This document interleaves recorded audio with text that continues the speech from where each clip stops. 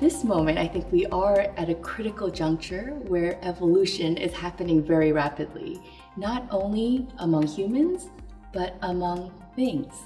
And one of these things is code, machines, artificial intelligence, autonomous agents.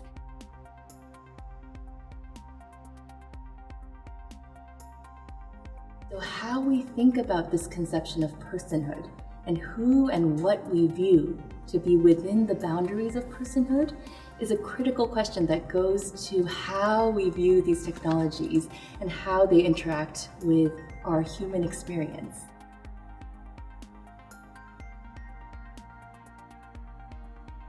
There is a convenience factor that comes from treating things as persons, at least through the eyes of the law, right?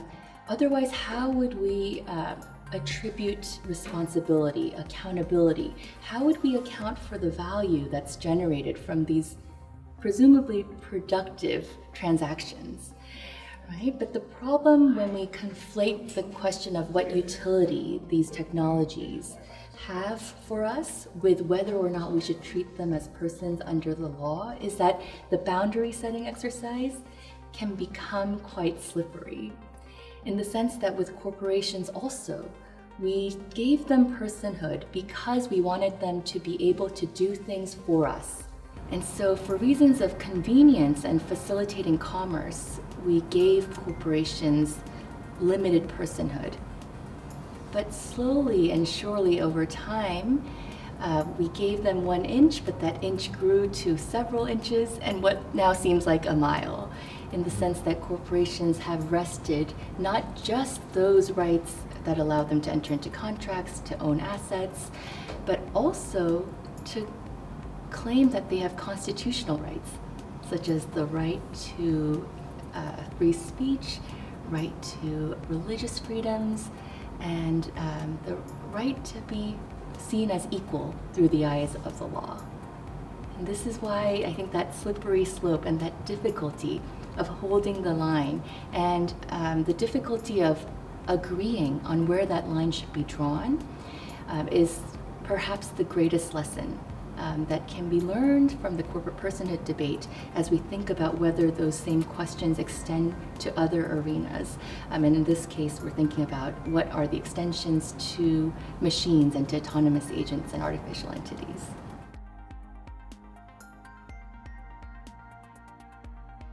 The beauty of a lot of these algorithmic and self-driving and smart entities is that they run on their own.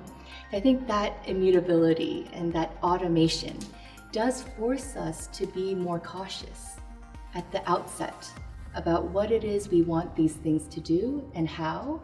And in the event they don't do things as we prescribe them, or if our views of what we want it to do changes, how do we implement those changes?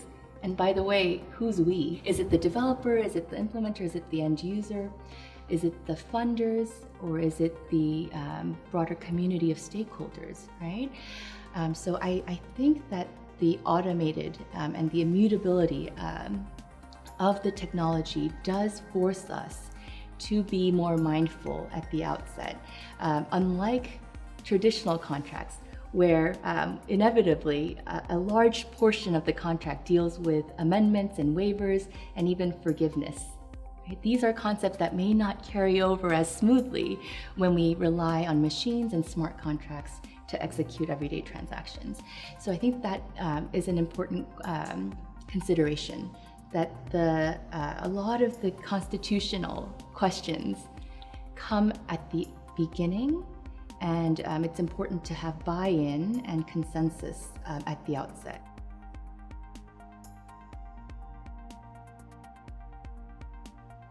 The question of who's then responsible, to the extent that there are discrepancies, to the extent that there are bugs, to the extent that there are unforeseen circumstances. I think this is a very active debate.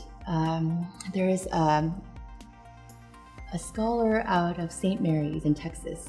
Her name is Angela Walsh, and she has spoken very openly about why we should treat software developers as fiduciaries And her argument for why is that there is an immense amount of trust that users place on the coders.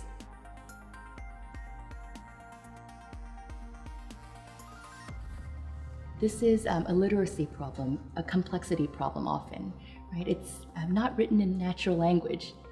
So when we worry about, do people actually read things? This isn't a question about whether or not they choose to read.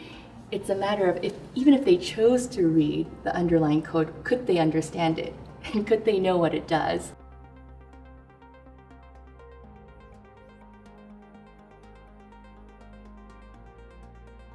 Daniel Bell describes sort of the chronology as pre-industrial, industrial, and post-industrial. In the pre-industrial society, the most critical asset was land. In the industrial period, the most critical asset was capital. And in the post-industrial period, the most critical asset is information. And why does this matter? What is the scarcest, the primary, the most pivotal asset? Often is linked to the question of who has power. Whoever controls the scarcest asset is often those who hold power.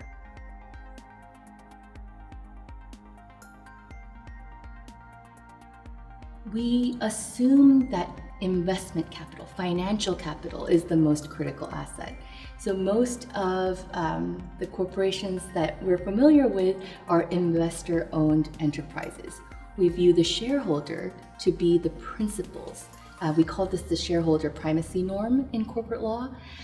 And I think we are at a moment where, as our conceptions of what the critical asset in our economy is changing, so does the axes of power, and so should our view of who are the principal and primary beneficiaries and owners of the assets and the fruits that are generated by those assets.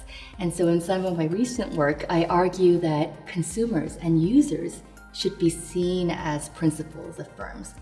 After all, if we think about where does data come from, much of it comes from the subjects.